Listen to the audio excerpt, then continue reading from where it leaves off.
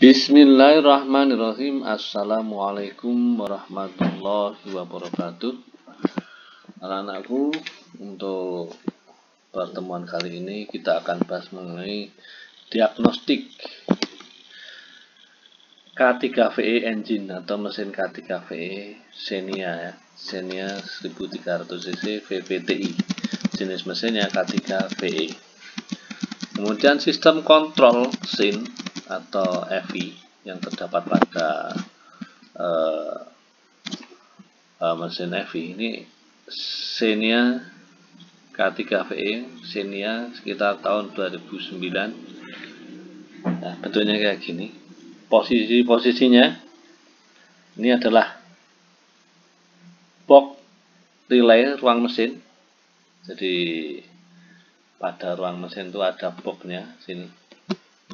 Box fuse box. Di dalamnya ada fuse FI, fuse stop. Kemudian adalah komponen vacuum switching valve evap. Di sini ada vacuum switching valve. Di sini ada sensor tekanan absolute manifold atau MAP, manifold absolute pressure, yang digunakan untuk mendeteksi jumlah udara masuk berdasarkan tekanan isap intake manifold. Kalau FVSP ini untuk program ramah lingkungan. Jadi uap bensin dari tangki disalurkan ke intake manifold melalui katup VSV atau vacuum switching valve ini. Berikutnya ini adalah sensor temperatur udara intake atau IAT, intake air temperature sensor. Gunanya untuk mendeteksi suhu udara masuk. Letaknya di filter, menempel pada filter udara masuk. Dan di dalam tangki bahan bakar, di sini ada pompa bahan bakar. Ya. Kita lanjutkan.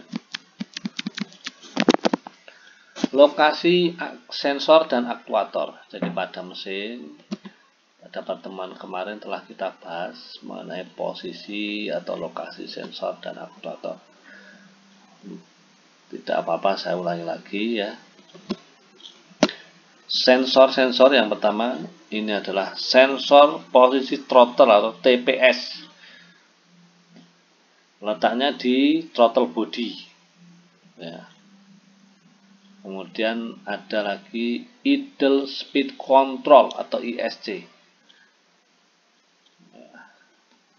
Kalau sensor TPS atau throttle posisi sensor, gunanya untuk mendeteksi bukaan katup throttle pada throttle body ini.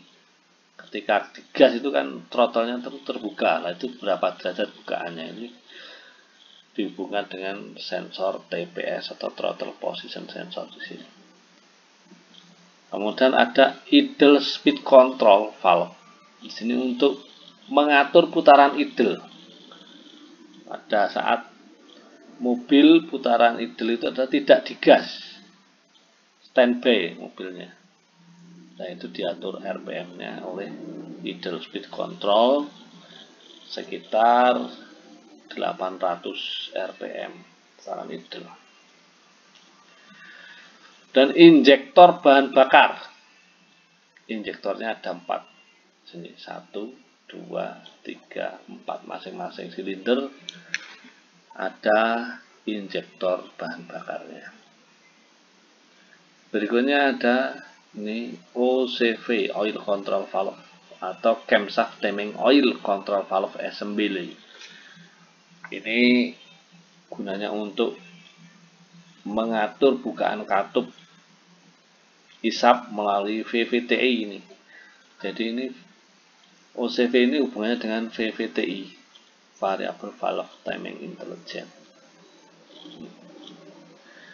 Berikutnya adalah sensor posisi crankshaft atau CKP atau crankshaft position sensor. Gunanya untuk mendeteksi posisi poros engkol, apakah sedang langkah kompresi atau sedang langkah yang lain dideteksi di sini. Sehingga dari sini diperoleh kapan saatnya busi memercikan bunga api listrik, kapan saatnya injektor menyemprot. Ini sumber informasinya salah satunya dari crankshaft position sensor ini. Kalau crankshaft position sensor ini mati, maka mesin akan tidak bisa hidup. Berikutnya adalah knocking sensor, letaknya di dinding silinder, ya, dinding silinder sebelah sana, nah, sebelah sana ya. Gunanya untuk mendeteksi terjadinya knocking pada dinding silinder, sehingga pada waktu terjadi knocking maka akan memundurkan saat pengapian, ya, seperti itu. Berikutnya sensor heated oxygen sensor atau oksigen sensor untuk mendeteksi kandungan oksigen pada gas buang.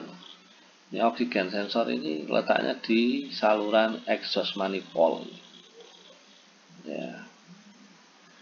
Sehingga kalau bensin terlalu kaya ini menginformasikan pada ECU untuk mengurangi bensinnya. Kalau terlalu miskin menambahkan bensinnya. Ini dari sensor oksigen sensor ini. Kemudian sensor berikutnya adalah sensor temperatur cairan pendingin, letaknya di belakang mesin sana, atau water temperature sensor, untuk menginformasikan kepada ECU, oh ini mesin masih dingin, berarti bahan bakarnya lebih banyak, RPM-nya agak tinggi. Nah ini yang menginformasikan adalah water temperature sensor ini. Berikutnya adalah sensor posisi camshaft atau CMP, camshaft position sensor. Gunanya untuk mendeteksi posisi poros camshaft pada silinder kop ini kan ada pesawat katup. Nah, camshaft ini salah satu bagian dari pesawat katup ini. Ya, posisinya sedang langkah apa? Oh, sedang langkah isap, berarti saatnya menyemprotkan bensin. Itu. Langkah isap, oh, berarti sedang menyemprotkan, waktunya menyemprotkan injeksi bensin di ruang bakar. Dan ada aktuator namanya koil pengapian. Ada 4 sini, masing-masing silinder. 1, 2, 3, 4. Ya. Koil pengapian merubah arus 12 volt menjadi arus tegangan tinggi sekitar 10.000 sampai 20.000 volt. Berikutnya, lokasi komponen berikutnya ini yang pada bagian dashboard. Kalau ini tadi yang bagian mesin. Nah, sekarang kita bahas yang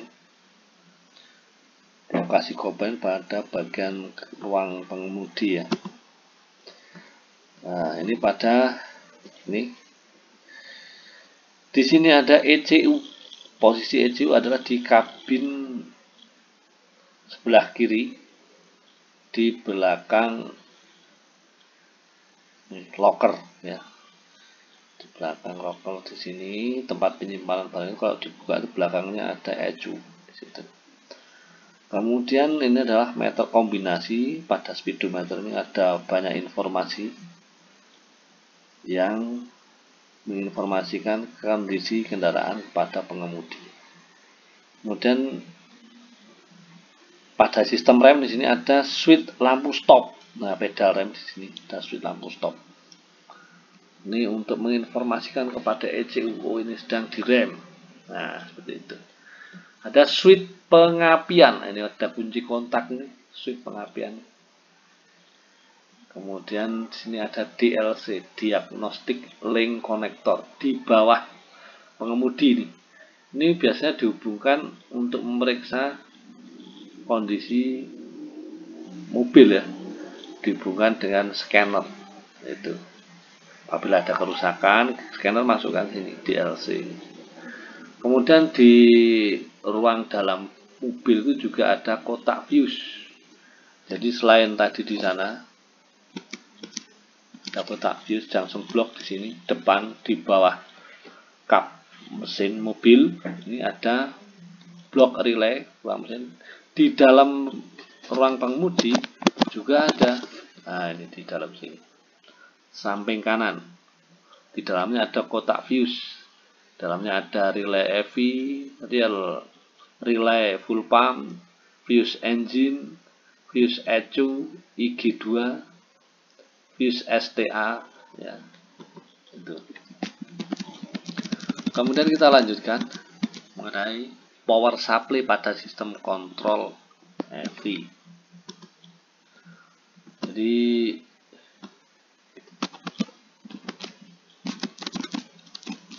power supply pada sistem kontrol EV. Jadi ini kebutuhan power supply pada sistem kontrol EV meliputi bagian-bagian. Pertama, baterai. Baterai dihubungkan ke fuseling utama atau sekring tapi bentuknya lebih besar, namanya fuseling. Kemudian dihubungkan ke AM1, ini juga termasuk bagian dari fuseling, fusible link, sambungan yang bisa berfungsi sebagai sekring, fuseling itu ya. Ini adalah kunci kontak. Kebetulan yang digambar di sini terminalnya ada 4. Di terminal B masuk ya, B, IG1, IG2, ST2. IG1 itu biasanya untuk kelistrikan lampu-lampu dan lain sebagainya. Lampu, klakson. Kalau IG2 itu baru ke mesin EV. Nah, yang untuk kehidupan mesin, kehidupan EV itu biasanya IG2. ST2 ini ke dinamo starter. Ya. Nah, kemudian ada sekring STA. STA ini untuk menginformasikan apabila kita starter. Ini selain mengalirkan ke dinamo starter, arus listrik dialirkan ke ECU atau ECM melalui fuse STA ini untuk menginformasikan kepada ECU sedang nyetater. Kita lanjutkan dari IG2 kunci kontak ini dilanjutkan ke sekring atau fuse EG engine. Jadi dari kunci kontak ada fuse EG yang di bawah setir mobil itu, kalau dibuka ada fuse EG engine ya. Ini menghubungkan ke EV main relay, relay yang untuk menghidupkan ECU. Selain itu EG ini, fuse EG ini juga dihubungkan ke relay yang untuk menghidupkan pompa bensin. Ya, jadi seperti itu. Untuk menghidupkan ECM atau ECU ini diperoleh dari ketika kunci kontak on IG mengalir ke sini, kemudian ke relay EV terjadi kemacetan sehingga meneruskan dari fuse EV yang 15 ampere itu warnanya biru mengalir arus listrik ke ini relay dilanjutkan ke B+ di ECM. Jadi itu dari selain dari sini bat juga ada hidup positif B1 ini ya. Kemudian dari ketika ini kunci kontak on kan ini mengalir dari arus EV 15 ampere tadi mengalir ke sini. Nah, juga mengalir ke fuel pump relay sehingga ini akan menghidupkan pompa bahan bakar. Nih, di relaynya on. Begitu. Ini adalah relay, kemudian ini ada sensor camshaft timing oil control valve. camshaft, timing ini OCV ini ya. OCV ini aktuator berdasarkan perintah dari ECU. Nih. Kemudian ini ada sensor tekanan absolute manifold MAP.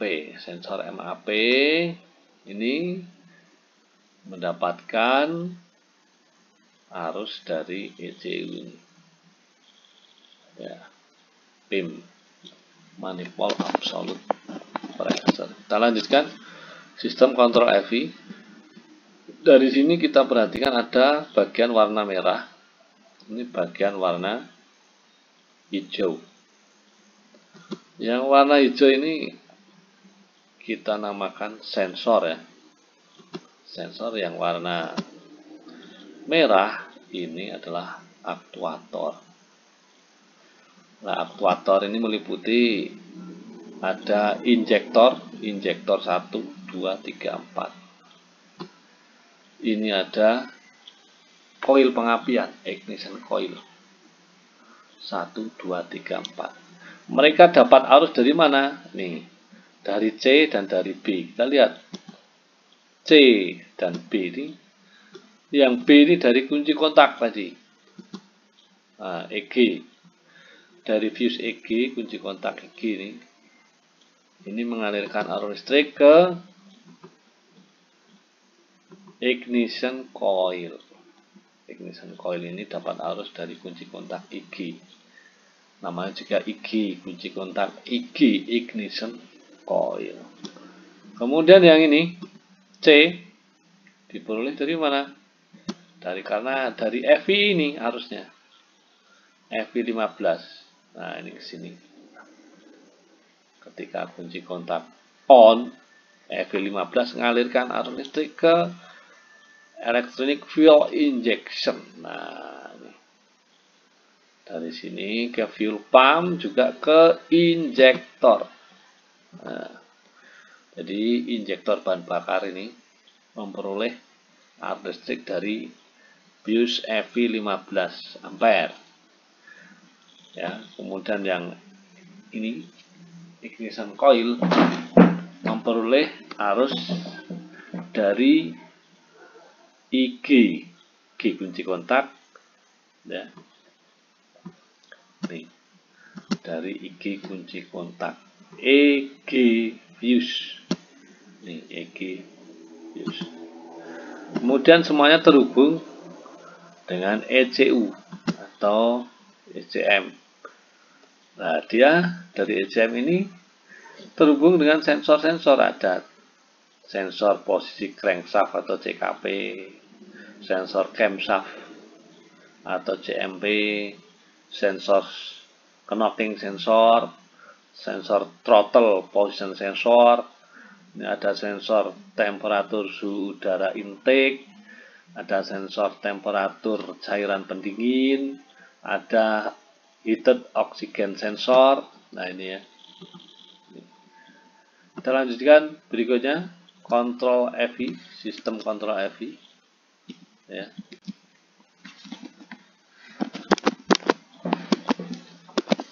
Nah, ini sistem kontrol EV berikutnya. Setelah tadi ini adalah ignition coil dan injektor, di bawahnya ada lagi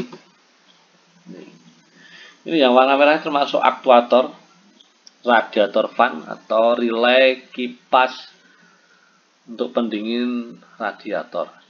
Ini relaynya, ini motor radiatornya, motor kipasnya. Kemudian ini idle speed control valve, ISC, idle speed control, untuk mengatur putaran idle. Jadi yang warna merah ini adalah aktuator, bekerja berdasarkan perintah dari ECM ini. Ya. Kemudian meter kombinasi. Di sini, ini ada DLC, diagnostic link connector.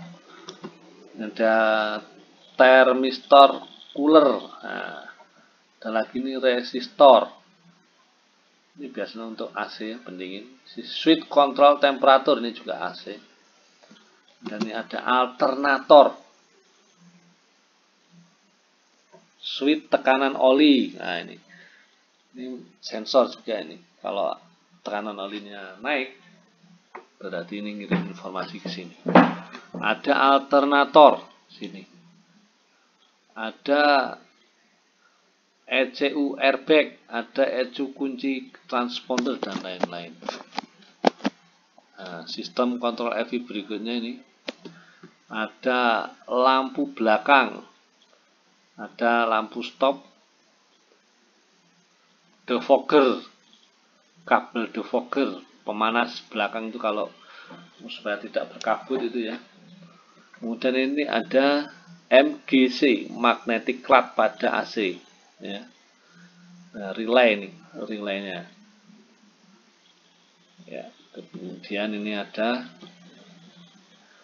blower, ini AC semua ini. Ini posisi kecepatan blower juga AC. Pemeriksaan berikutnya adalah pemeriksaan power supply. Jadi power supply ketika terjadi mesin tidak hidup pada sistem EV, kita perlu periksa kondisi power supply. Yang dicek antara lain adalah baterai. Pemeriksaan baterai apakah tegangannya 12 volt atau kurang. Kalau kurang berarti kemungkinan bermasalah ya. Kemudian visibling biasanya tidak ada masalah, AM1 tidak ada masalah. Pemeriksaan berikutnya adalah pemeriksaan EV 15 ampere yang akan masuk ke EV main relay ya. Diperiksa EV 15 ampere ini apakah EV 15 ampere yang letaknya di junction board di ruang mesin ya. Di kap mesinnya dibuka, di situ ada fuse EV yang 15 ampere, dicek apakah putus atau tidak. Pemeriksaan berikutnya adalah fuse EG, letaknya di bawah setir mobil di junction block 2. Junction block 1 kan di bawah kap mesin. Nah, ini yang di ruang kemudi yang sebelah kanan. Ini ada fuse EG 10 ampere, dicek junction block 2. Nah, kalau ini adalah junction block 1 di bawah kap mesin, di ruang mesin. Kalau ini di ruang kemudi, dicek. Ini 10 ampere, apakah putus atau tidak. Pemeriksaan berikutnya adalah EV main relay. EV main relay letaknya di ruang kemudi sebelah kanan, di samping EG fuse. Nah, ini di junction block 2 ya. Kalau ini EV fuse ini di junction block 1 di ruang mesin. Kalau EV main relay dan EG fuse ini letaknya di junction block 2 di bagian ruang kemudi sebelah kanan bawah ya. Itu berikutnya, pemeriksaan berikutnya adalah cara memeriksa EV fuse yang 15 ampere tadi yang ada di ruang mesin ya, junction block 1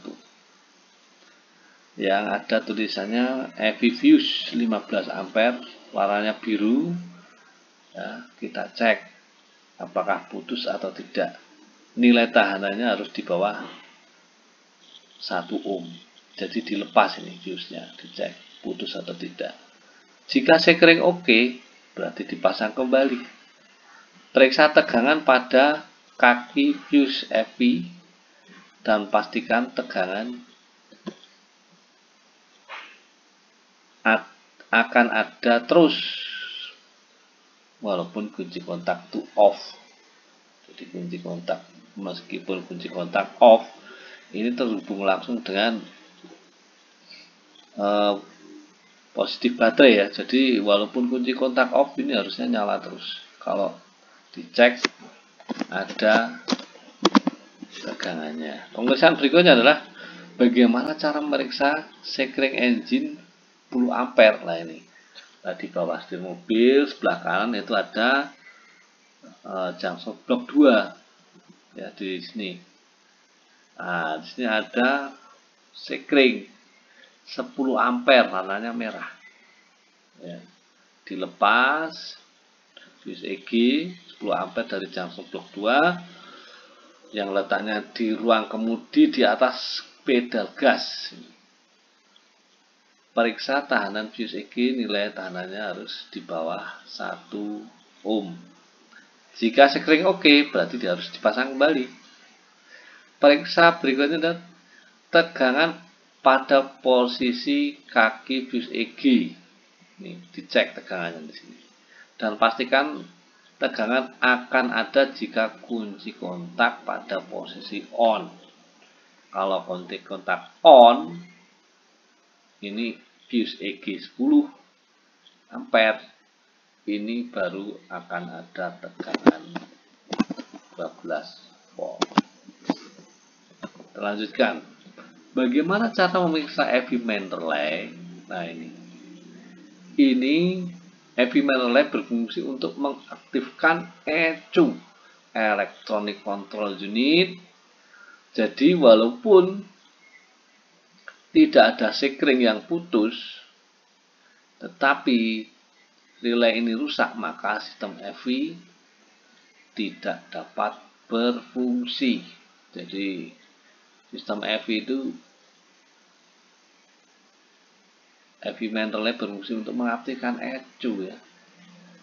Cara pemeriksaan bagaimana? Lepaskan relaynya, itu dilepas dari junction blok 2 yang terdapat di ruang kemudi di atas pedal gas ini. Periksa tegangan pada kaki relay nomor 3. Jadi ini dilepas.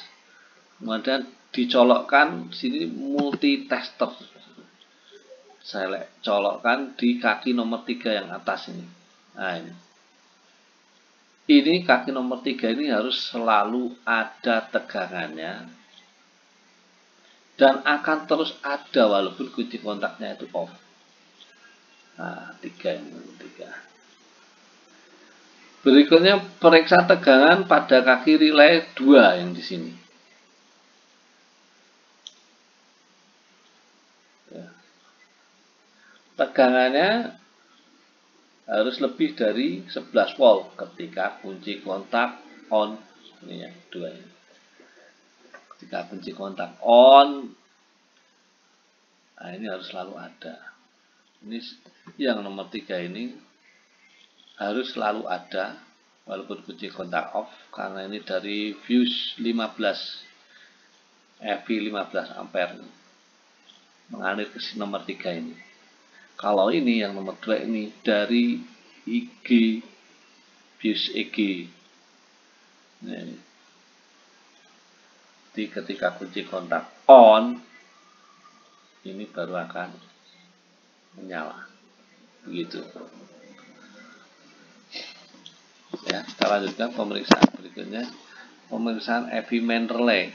Jadi setelah ini dilepas, EV main relaynya dicek, jangan-jangan relaynya ini yang rusak. Nah, bagaimana caranya memeriksa? Ya, ukur tahanan kaki relay antara kaki nomor 1 dan 2. Tahanan kurang lebih sekitar 170 ohm. Nih. Ukur nilai tahanan antara kaki relay nomor 3 dan 5. Nilai tahanan harus lebih besar dari 10 kilo ohm. Nih. Ya, beri tegangan antara kaki 1 dan 2, 12 volt. Kemudian diukur ini antara kaki 3 dan kaki 5, nilai tahanan harus di bawah 1 ohm. Jadi relay ini ketika ini 1 dan 2 dikasih arus listrik, maka ini harusnya terhubung. 3 dan 5 terhubung, ini harusnya hambatannya kurang dari 1 ohm. Seperti itu. Berikutnya ini kok masih tidak hidup. Jika pemeriksaan sampai pada relay sudah oke, sekarang pemeriksaan kita lanjutkan ke ECU atau Electronic Control Unit. Kita cek. Ini kok nggak sampai nyala-nyala lah. Kita cek apakah arus listrik sampai pada ECU atau belum. lepaskan konektor E8 jadi ECU ini letaknya di bawah dashboard ya. E8 pada engine ECU, konektornya dilepas ya, konektor E8 yang bagian pojok kiri ini pada engine ECU, putar kunci kontak pada posisi on, periksa tegangan yang terdapat pada pin nomor 7. Nah ini pin nomor 7. Jadi ini konektor E8 itu yang paling kiri sebelah sini. Dilepas. Terus soketnya itu kan ada yang nomor 7. Kunci kontak on, dicek tegangannya harus sama dengan tegangan baterai. Jika pada pin nomor 7 tidak terdapat tegangan, periksa hubungan antara pin nomor 5 nih pada heavy main relay yang terdapat pada junction block 2 dengan pin nomor 7 pada konektor E8 ini, namanya konektor E8. Nilai tahanan harus kurang dari 1 ohm. Ya, ini yang nomor 5 di sini. Ya, yang di sini. Cek yang nomor 5 dengan nomor 7 ini. Untuk mendeteksi apakah putus atau tidak tegangannya sampai atau tidak ke ECU. Seperti itu. Pemeriksaan berikutnya, apabila masih belum hidup, periksa sirkuit bahan bakar. Ada beberapa syarat yang harus dipenuhi agar relay pada bahan bakar menjadi on pada saat kunci kontak posisi start. Ini rangkaiannya ada baterai, ada visibling, AM1, EV fuse ya, 15 ampere. Yang ini EV fuse dihubungkan ke EV main relay, ini fuel pump main relay, baru sampai ke pompa bahan bakar. Nah ini kunci kontak AM2, IG2 ke EG ya. Ini EG ke ECM dan ke ini nanti akhirnya ke EG satu coil EG itu.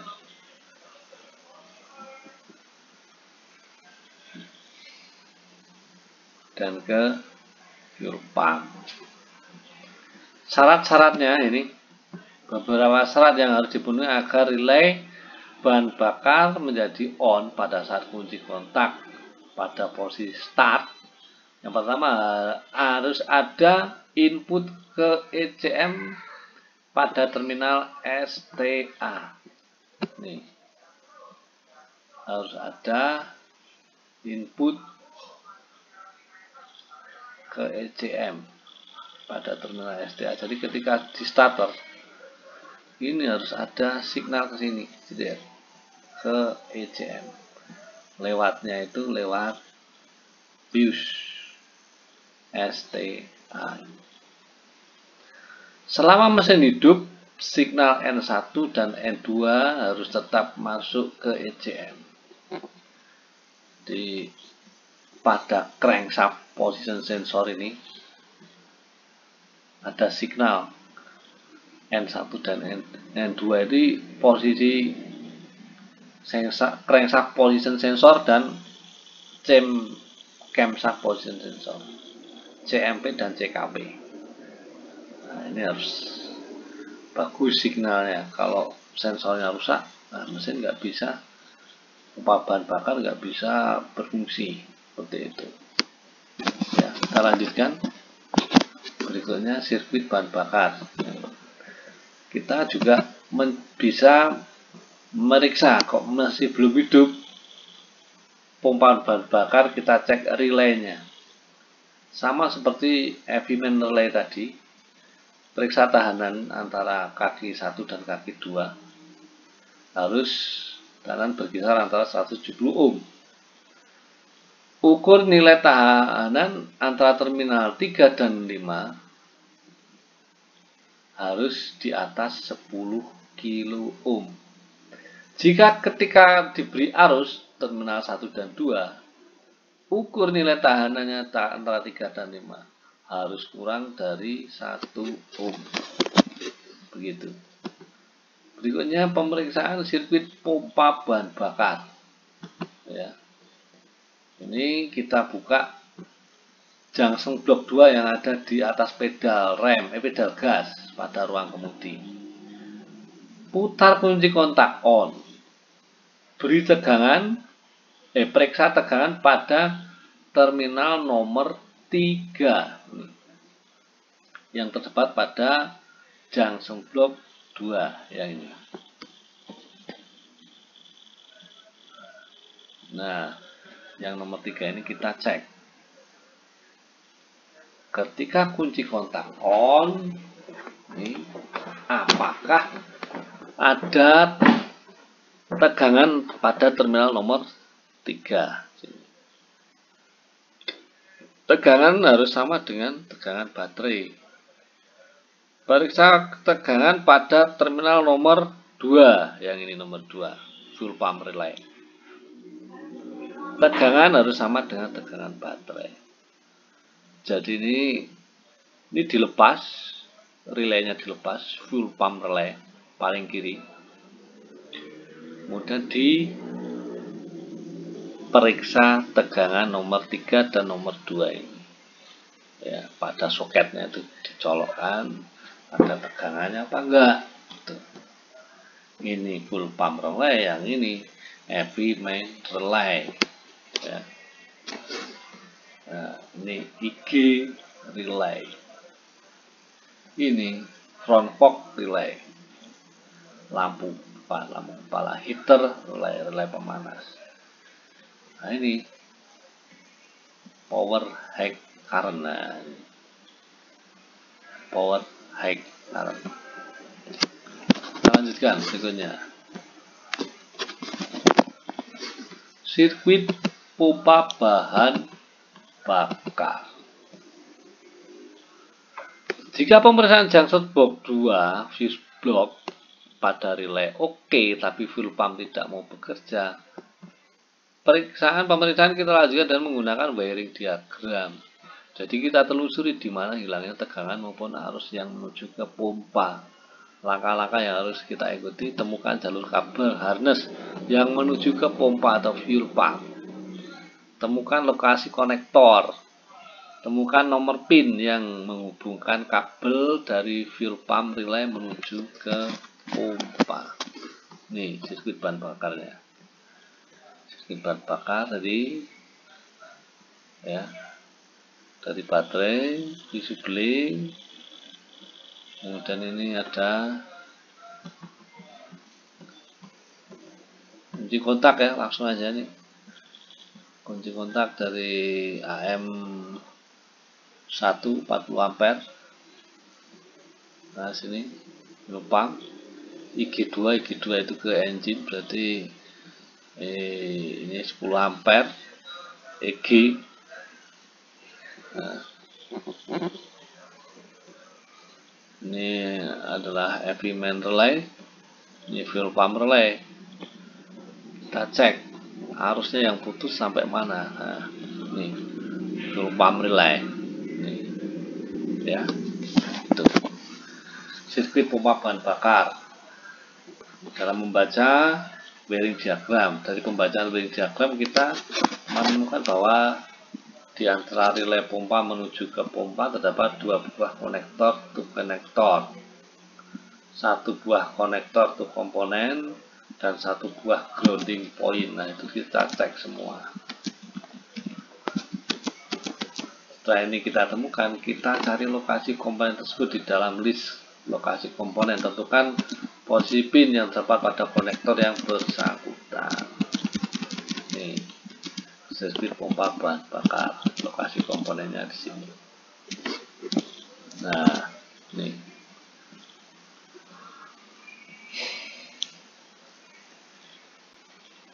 engine wire, instrumen panel. Nah, di sini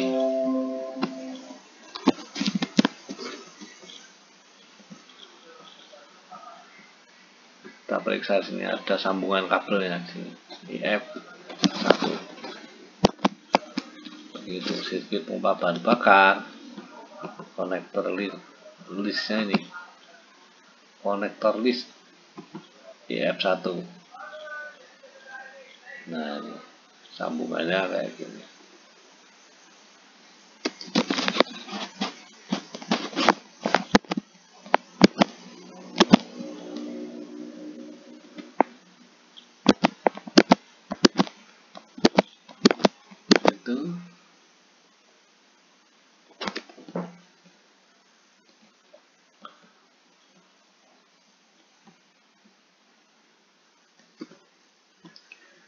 Jadi sirkuit bahan bakar kita periksa melalui wiring diagram, diurut mana yang putus sirkuit bahan bakarnya. Berikutnya kita memeriksa sirkuit bahan bakar sudah.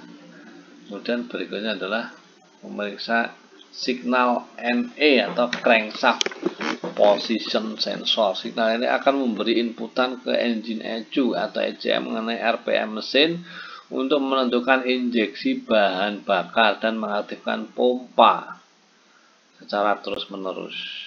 Nah, ini wiring diagramnya seperti ini. Ini adalah sensor posisi crankshaft. Ini pada crankshaft ada gigi-giginya yang mensensor sini. Ya. Kalau ini adalah sensor posisi camshaft. Ini yang di atas, ini yang di bawah. Crankshaft position sensor, ini adalah camshaft position sensor. Jadi signal NE akan memberi inputan ke ECU. Ini memberikan inputan ke ECU atau ECM mengenai RPM mesin untuk menentukan injeksinya bahan bakar itu seberapa dan mengaktifkan kerja pompa secara terus-menerus dari perintah dari CKP tadi. Ini sebenarnya bekerja sama dengan CMP, memberikan inputan signal NE. Berikutnya kita bahas pemeriksaan crankshaft position sensor. Periksa nilai tahanan crankshaft.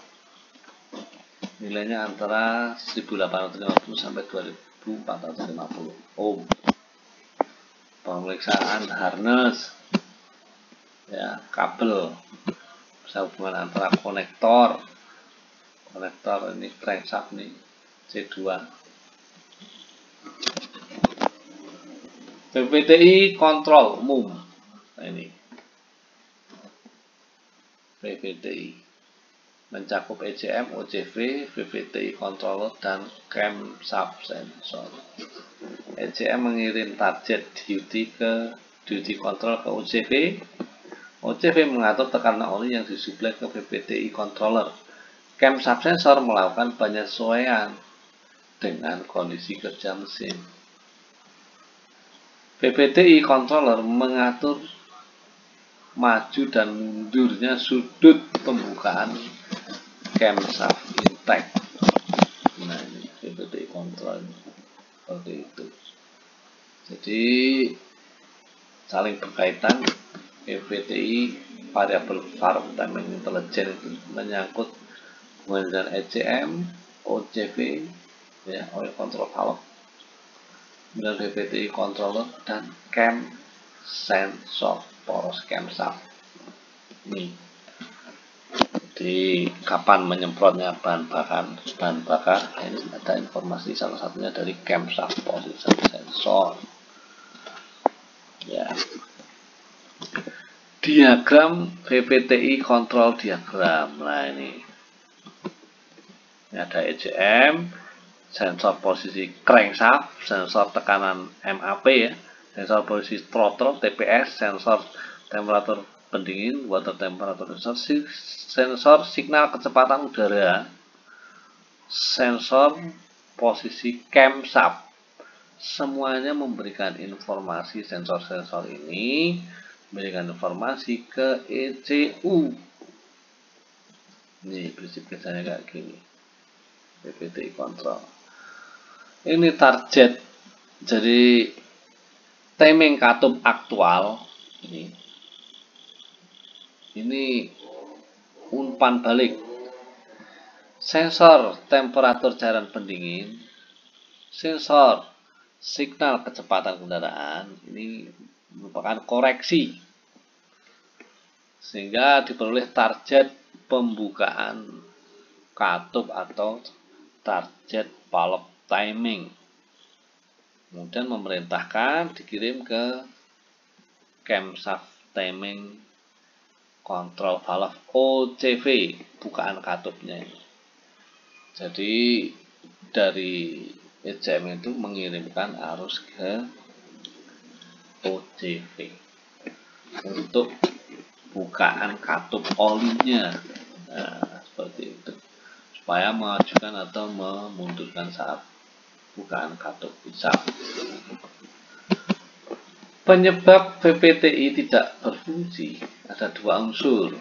Yang pertama akibat sistem mekanik atau mechanical, OCV macet, rantai timing kendor, filter oli pada OCV mampet. Apabila VPTI tidak bekerja secara mechanical, ini bisa disebabkan beberapa hal, misalnya aktuator OCV-nya itu rusak, macet. Ya, rantai timing kendor itu juga pengaruh. Kemudian filternya tersumbat. Kemudian akibat sebab berikutnya adalah diakibatkan oleh sistem kontrol elektrik. OCV macet karena benda asing. Nah, OCV macet karena mungkin olinya kotor ya. Rantai timing kendor, filter OCV pada OCV macet. Gitu. Pemeriksaan OCV, cara memeriksa ini dilepas OCV-nya, dikasih cek dengan multitester, hambatan sekitar 6,9 sampai 7,9 ohm pada suhu 20 derajat Celcius. Beri tegangan pada pin nomor 1 dan pin nomor 2. Katup spool harus bergerak dengan lembut. Ini akan bergerak cetik, cetik, cetik. Gitu. OCV control valve ini camshaft timing oil control valve pada OCV, ini bagian-bagiannya seperti ini ya. Ini akan bergerak, ada koilnya ini apabila harus 12 volt dikasih sini kan tertarik cetik cetik gitu. Nah, ini pemeriksaan timing chain. Memeriksa timing chain gitu, dari kemungkinan kendor atau gigi loncat yang perlu diperhatikan. Luruskan tanda top yang terdapat pada puli crankshaft. Ini tanda topnya di sini. Pastikan tanda pada camshaft timing sprocket menghadap ke atas top. Ada titik ketemu dengan ini rantai ini. Rantainya ada tanda kuning. Nah, di sini di tengah. Ini paskan top, ada tanda topnya di poros engkol. Ini pada bagian atas camshaft, paskan ada tandanya. Pemeriksaan filter OCV. Nah, apabila OCV mampet, di sini ada filter kecil sekali pada silinder kop. Nah, ini ada baut menggunakan kunci L. Dilepas, diperiksa apakah kotor atau tersumbat. Bila kotor, filter dibersihkan. Nah, sistem kelistrikan pada VPTI control ini. Sirkuit ini mengoperasikan spool valve menggunakan signal duty dari ECM. sehingga spool valve memindahkan saluran oli dari sisi advance ke sisi retard untuk mengaktifkan VVTi control, sehingga valve timing optimum dapat dipertahankan. Jika mesin berhenti, camshaft timing oli valve diset ke posisi retarded sepenuhnya. Ini ada kumparan di sini pada OCV, mendapatkan arus listrik dari ECM. Ya, seperti itu. Pemeriksaan camshaft timing oil control atau OCV. Nih, ya.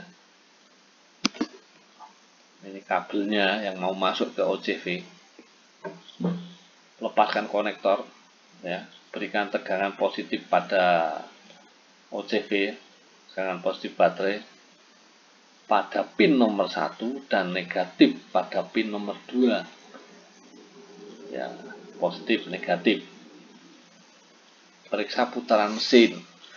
Jika idle menjadi kasar atau mesin mati, berarti OCV oke. Hubungan kembali konektor. Nah, ini cara pemeriksaan PTI OCV-nya. Pemeriksaan sinyal OCV dari ECM. Nah, ini kabelnya diperiksa OCV. OCV disuplai arus dengan dari konektor E9 pada ECM. Konektor E9 pin nomor 7 ini menyuplai arus positif. Pin nomor 6 adalah massa. Pada saat kunci kontak on, spek tegangan antara pin nomor 7 dan nomor 6 adalah 0,4 volt.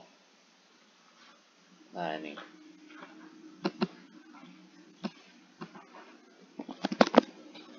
Pemeriksaan sinyal OCV. Ya. Ini harus sinyal OCV menentukan aliran minyak pelumas yang menuju ke retard maupun advance. Putar kunci kontak on, ukur tegangan pin nomor 6 dan nomor 7, spesifikasi tegangan 0,4 atau kurang. Pemeriksaan harness dan konektor ECM. Ini pemeriksaan untuk menentukan apakah harness ada yang putus atau short dengan harness lain. Ukur nilai tahanan pin nomor 6 pada ECM dan seterusnya. Saya kira itu ya. Wabillahi taufiq wal hidayah. Assalamualaikum warahmatullahi wabarakatuh.